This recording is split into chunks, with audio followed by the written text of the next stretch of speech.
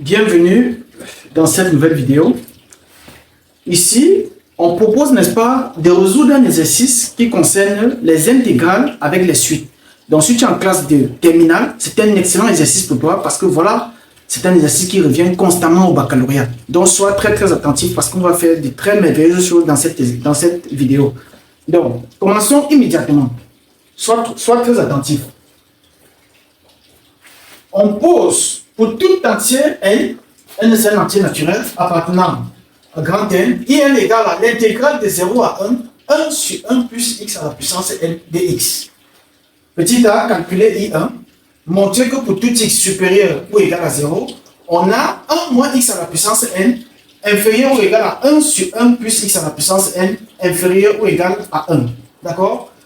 Donc, je vais immédiatement commencer avec la première question. On répond rapidement à la première question. Donc, réponse aux questions. Réponse aux questions. OK?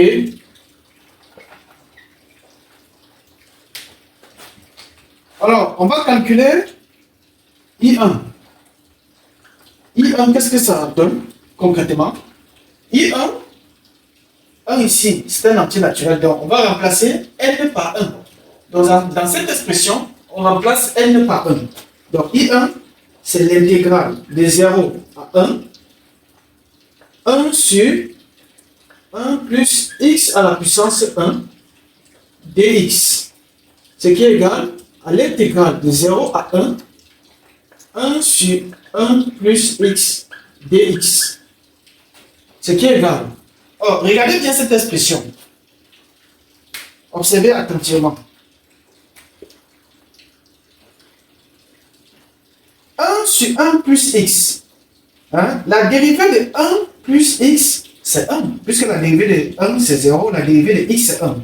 Donc, cette expression est sous la forme u' sur u. Or, une intégrale de u' sur u, c'est égal à ln de valeur absolue de u plus la constante c. D'accord? Une intégrale de u' sur u, c'est une propriété du cours. J'espère que vous la maîtrisez très bien. Donc, qu'est-ce que ça donne? L'intégrale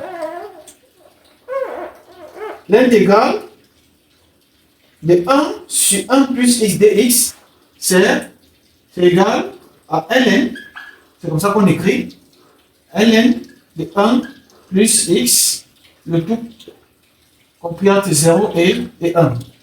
D'accord? Maintenant, qu'est-ce que ça donne? C'est égal à ln de 1 plus x, pardon, de 1 plus 1, parce qu'on va remplacer x par 1. Donc, 1 plus 1 moins ln de 1 plus 0. Ce qui est égal à ln de 2 moins ln de 1. Or, ln de 1, c'est 0. Donc, finalement, on a I1 qui est égal à ln de 2. Voilà la bonne réponse. OK? Voilà.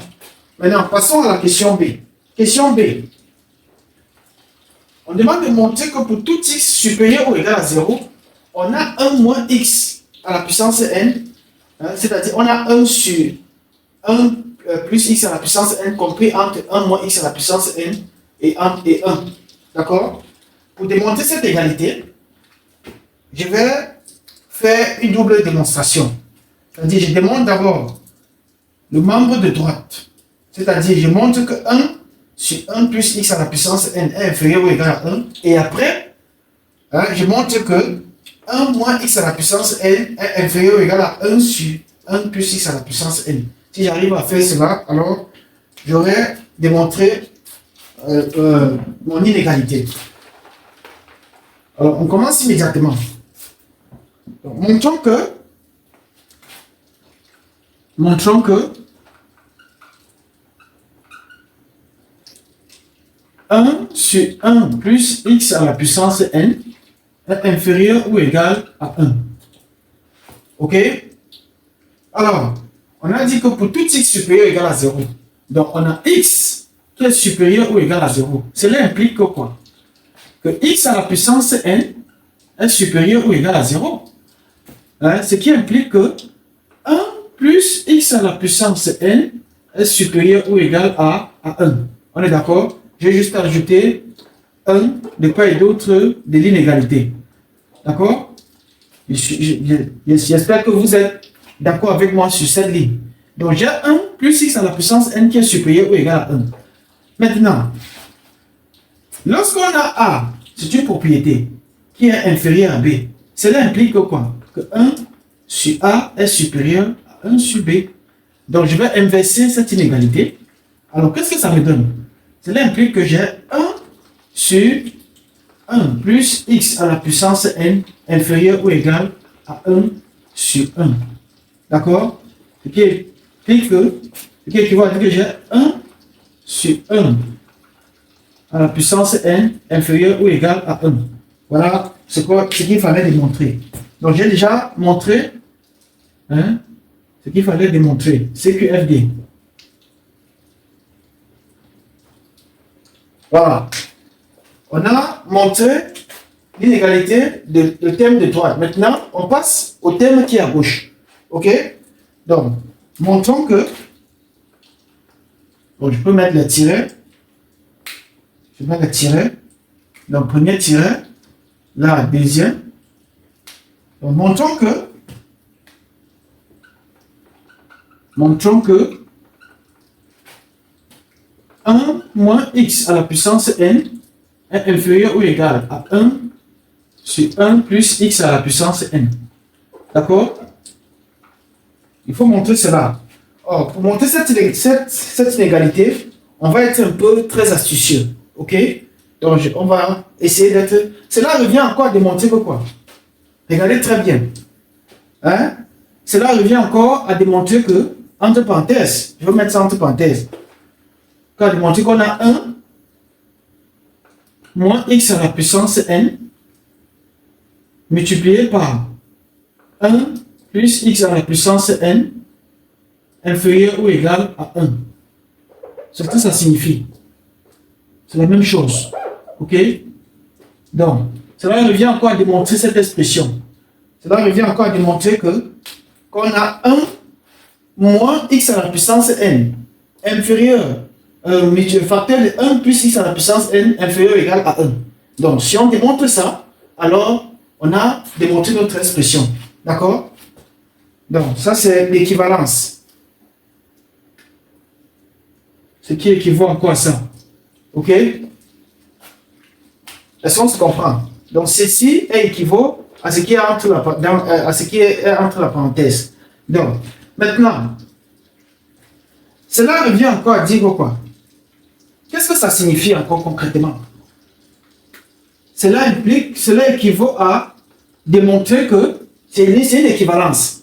1 moins x à la puissance n facteur de 1 plus x à la puissance n. Qu'est-ce que ça vous rappelle? A moins b facteur de a plus b. Alors, nous sommes en classe de terminale. Cela équivaut encore à démontrer que quoi? Qu'on a 1 moins x à la puissance, c'est-à-dire a carré moins b carré. 1 au carré moins x à la puissance n, le tout au carré, est inférieur ou égal à 1. C'est ce que ça signifie encore. OK? Donc, montrer que, je reprends, pour que vous compreniez la logique, là où on est en train de partir, parce que la mathématique, c'est la logique.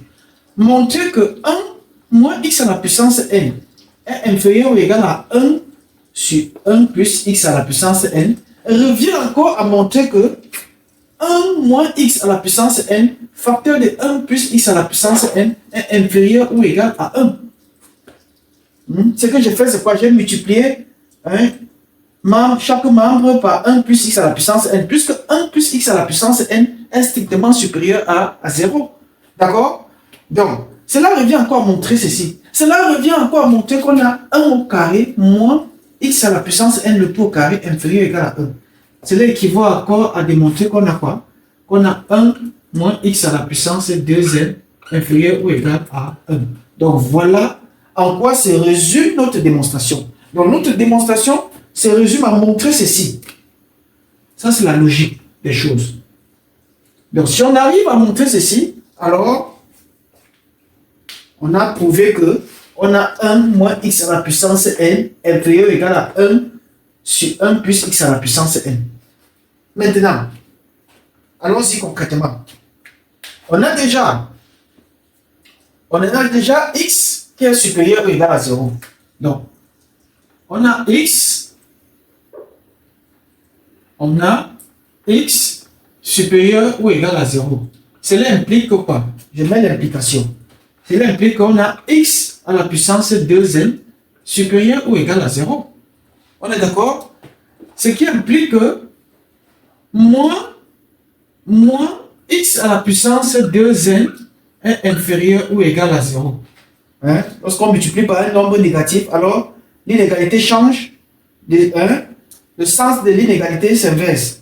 L'inégalité change de sens. D'accord? C'est ce que j'ai fait. On a x à la puissance 2n qui est supérieur ou égal à 0.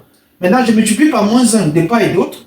Cela implique que j'ai moins x à la puissance 2n qui est inférieur ou égal à 0. Ok? Maintenant, je vais ajouter 1 de part et d'autre de l'inégalité. Cela implique que 1 moins x à la puissance 2n est inférieur ou égal à 1. On est d'accord? Est-ce qu'on n'est pas arrivé à ce qu'il fallait démontrer? Donc, CQFD, ça c'est ce qu'il fallait démontrer. Voilà. Donc, conclusion, à partir des deux démonstrations que j'ai faites, conclusion, on a quoi? Conclusion,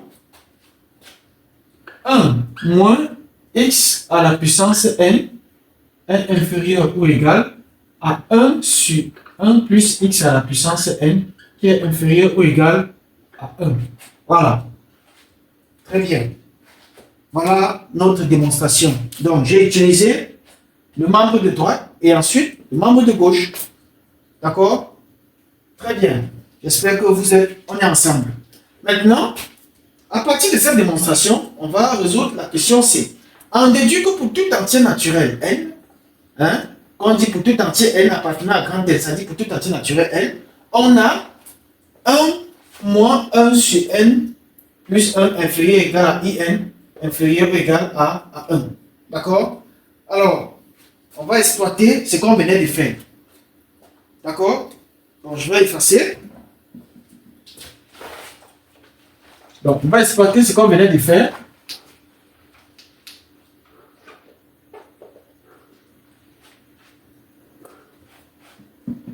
Alors, comment est-ce qu'on procède? On a montré que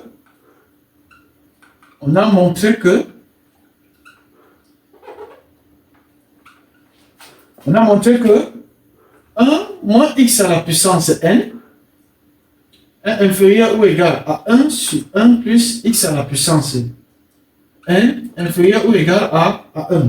N'est-ce pas? Voilà ce qu'on a montré. On a demandé d'en déduire. On demande de faire une déduction. Ça veut dire qu'à partir, on fait une déduction. La déduction, c'est on exploite ce qu'on veut, on exploite ce qu'on a fait précédemment pour pouvoir sortir, arriver à notre résultat. Donc, on sait que c'est une propriété du cours. Si on a deux fonctions, si f est inférieur ou égal à g sur l'intervalle AB, alors l'intégrale de f de x dx sur AB est inférieur ou égal à l'intégrale de g de x dx, l'intégrale de a à b f de x dx est inférieur ou égal à l'intégrale de a à b g de x dx. Si on a f qui est inférieur à g sur l'intervalle AB, alors l'intégrale de f de x dx allant de a à b est inférieur ou égal à l'intégrale de g de x dx allant de a à b. D'accord? C'est cette propriété qu'on va exploiter. Donc, on a 1 moins x à la puissance n qui est inférieur ou égal. Cela implique quoi concrètement? Cela implique que, voilà, cela implique que, donc à partir de cette démonstration, cela implique que intégrale de 0 à 1 moins x à la puissance n dx est inférieur ou égal à l'intégrale de 0 à 1 sur 1 plus x à la puissance n dx inférieur ou égal à l'intégrale de 0 à 1 dx. D'accord? Pourquoi j'ai mis les intégrales? Parce qu'en mettant les intégrales, ça me donne la valeur de in. Or, in, c'est l'intégrale de 0 à 1 sur 1 plus x à la puissance n dx. On est d'accord? Donc, c'est ça. C'est ça qui me donne l'inspiration de mettre les intégrales, d'appliquer les intégrales partout ici. D'accord? C'est à partir là. Ce qui implique quoi? Ce qui implique que on va intégrer ceci. On va faire une somme d'intégrales. Donc, concrètement, l'intégrale du membre de gauche, qu'est-ce que ça donne concrètement? L'intégrale, c'est égal, je ne brûle pas les étapes, c'est égal à l'intégrale de 0 à 1 dx moins l'intégrale de 0 à 1. Pardon. Oui, moins l'intégrale de 0 à 1 x puissance n dx inférieur ou égal à in, parce que ça c'est in, ça c'est in, inférieur ou égal à in, inférieur ou égal à l'intégrale de 0 à 1 dx. Ok? Maintenant, qu'est-ce que ça donne concrètement? Cela implique quoi? L'intégrale de 0 à 1 dx, or l'intégrale de x, l'intégrale de 1 dx c'est x. Donc, c'est x allant de 0 à 1, n'est-ce pas? Moins l'intégrale de x puissance n, c'est 1 sur n plus 1, x puissance n plus 1. D'accord? Donc, 1 sur n plus 1, x puissance n plus 1. Allant de 0 à 1. Inférieur ou égal à in, inférieur ou égal à x allant de 0 à 1. Très bien. Voilà. Maintenant, on va calculer. On calcule tout simplement. Là, ça me donne 1. Et puis, on a 1, puisque on va faire 1 moins 0. Donc, 1 moins 0. Moins facteur. On remplace partout par 1. Donc, lorsqu'on remplace par 1 à la puissance n plus 1, c'est 1, c'est toujours 1. D'accord? Donc, on va faire 1 sur n plus 1, moins, on remplace x par 0, ça donne 0. Donc, moins 0, inférieur ou égal à in, inférieur ou égal à 1 moins 0. OK? Alors, qu'est-ce que ça donne?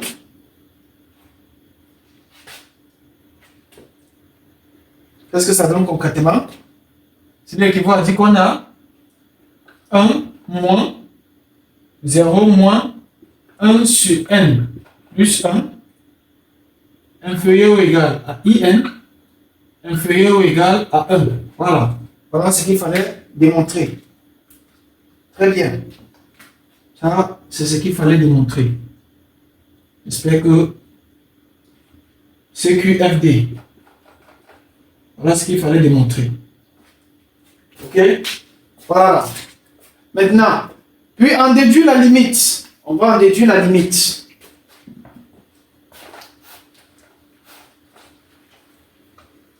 On va en déduire la limite de IN lorsque n tend vers plus l'infini. Donc, limite de IN lorsque n tend vers plus l'infini.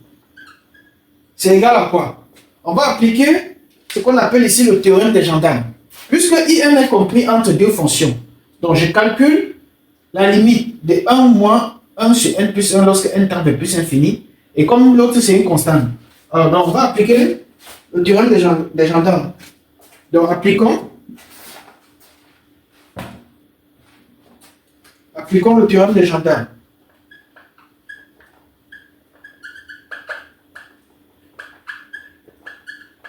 appliquons le théorème des gendarmes. Ok? Donc, on applique le théorème des gendarmes. Limite. Pardon. Limite de 1 moins 1 sur n plus 1, lorsque n tend vers plus l'infini, c'est égal à quoi? Ceci va tendre vers 0, parce que n plus 1 tend vers plus l'infini lorsque n tend vers plus l'infini. Maintenant, 1 sur l'infini, c'est 0. Donc, c'est égal à 1. Limite de 1, lorsque n tend vers plus l'infini, c'est égal à 1, puisque 1 c'est une fonction constante. Donc ça reste 1. D'accord? Donc, d'après le théorème des gendarmes, hein, c'est-à-dire, il en résulte de ces deux que limite de in, lorsque n tend vers plus l'infini, est égal à 1. Ça, c'est d'après le théorème des gendarmes. D'accord? Lorsqu'on a deux fonctions qui est encadrée, hein, si on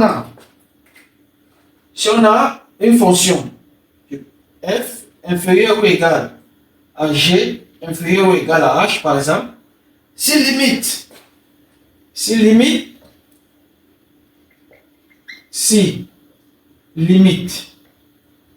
de f lorsque x tend vers l'infini est égal à la limite de h lorsque x tend vers l'infini qui est égal à un même nombre L, alors la limite de g lorsque x tend vers plus l'infini est égale à L. Donc c'est ce que dit le théorème des gendarmes. J'espère que vous avez aimé cette vidéo. N'oubliez pas de liker, de partager et surtout de mentionner vos difficultés en commentaire.